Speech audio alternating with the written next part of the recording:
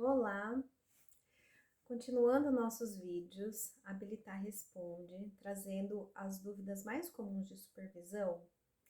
Hoje eu quero falar para vocês, na verdade não é de uma dúvida que os terapeutas em supervisão trazem, mas é uma reclamação, né? Uma queixa que eles trazem bastante comum. Então, muitos terapeutas em supervisão dizem que a conceituação ela é muito demorada e muito difícil de fazer. E isso acaba fazendo com que eles percebam esse processo de construir a conceitualização como até aversivo e tendem a procrastinar. Então, vamos pensar um pouquinho o que pode levar a essa ideia de que a conceituação é difícil, de que ela é demorada, de que vai gastar muito tempo. Muitos terapeutas acabam querendo fazer uma conceituação muito perfeita, ter todas as respostas, principalmente no início, preencher com todos os dados, e tem dificuldade de aceitar que muitas vezes eles não vão ter todos os dados, ou que os dados que eles vão colocar na conceituação ainda são hipóteses, que muitas vezes eles não têm certeza. Então, muitas vezes nós vamos ter que colocar duas, três crenças diferentes, porque a gente ainda não tem certeza de qual crença o paciente tem.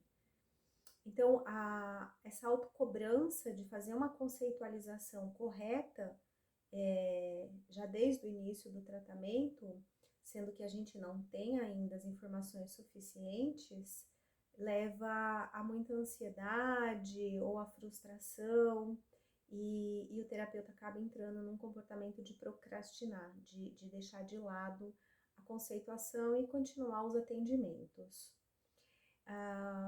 Um outro fator que deixa a conceitualização às vezes demorada de fazer é justamente por tender a demorar a alimentar essa conceituação com informações, né?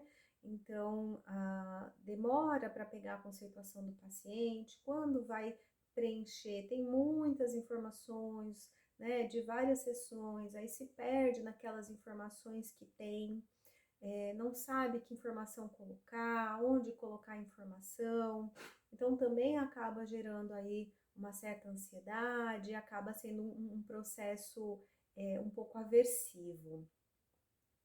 E um outro ponto também que às vezes dificulta construir a conceituação ou parece deixá-la mais difícil, são pacientes mais complexos, pacientes com comorbidades, pacientes com muitos problemas, que também fica aquele monte de informação, e o que eu coloco, aonde, né? E volta de novo a questão de querer ter certeza, de querer fazer perfeito, e ter muitas dúvidas, então novamente acaba abandonando a conceituação e deixando ela de lado.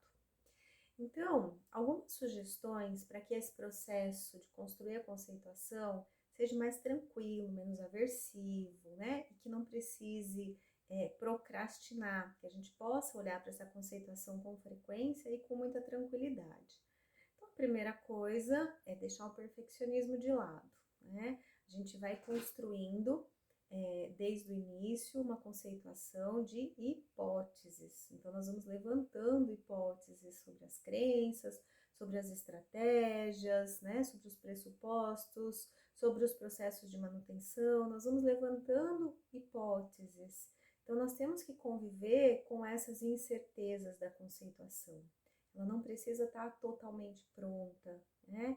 Eu costumo colocar os dados na minha conceituação e coloco até um pontinho de interrogação do lado de cada um, né? Então, crença tal, um pontinho de interrogação, porque eu sei que eu ainda não tenho evidências daquela crença do meu paciente, né? Eu ainda estou explorando aquilo.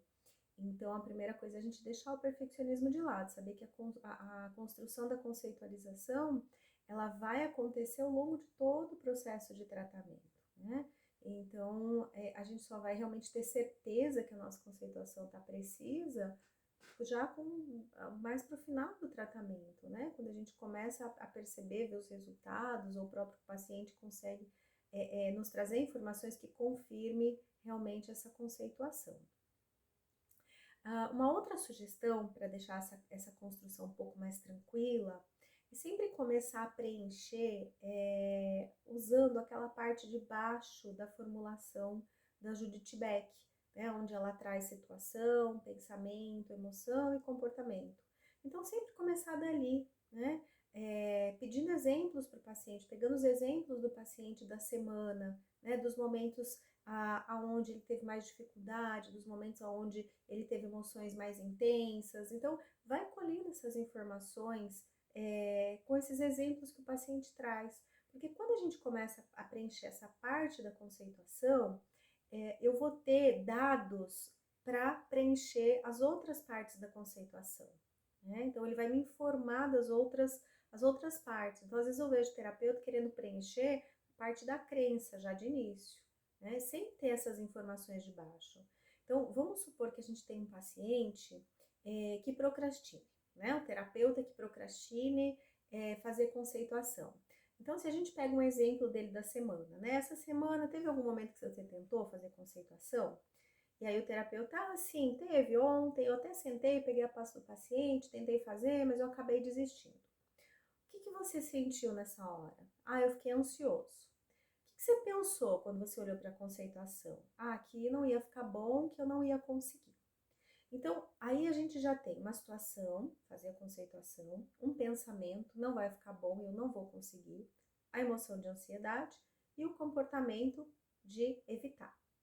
Com base nessas informações que eu tenho de uma situação específica, eu já levanto hipóteses sobre a estratégia compensatória de evitação, a crença central, né, de que eu sou incompetente, eu sou incapaz, como hipótese, estou levantando como hipótese, o pressuposto, se eu evitar, então eu não me sinto tão incapaz, eu não me sinto tão desconfortável com a minha incapacidade, então estou levantando uma hipótese do pressuposto, gatilhos, né, situações como fazer a conceituação, ou seja, gatilhos, situação de fazer tarefas que não tenha certeza, né? Ou que não domine tão bem. Então, esses são os gatilhos.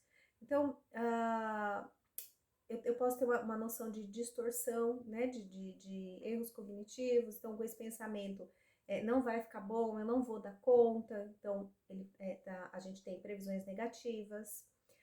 Mantenedores, né? Então, nesse único exemplo, eu já tenho uma ideia de mantenedor, que é a própria evitação, a partir do momento que ele evita, ele realmente não constrói a conceituação e continua acreditando que não vai conseguir, que não é bom naquilo.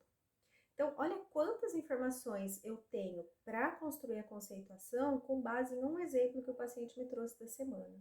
Né? Então, sempre comece com essa parte de baixo, né? Comece com esses exemplos que o paciente vai trazendo, preenchendo o RPD, né? Isso vai dar elementos para a gente ir colocando nas outras partes da conceituação. E a última sugestão é alimente essa conceituação frequentemente.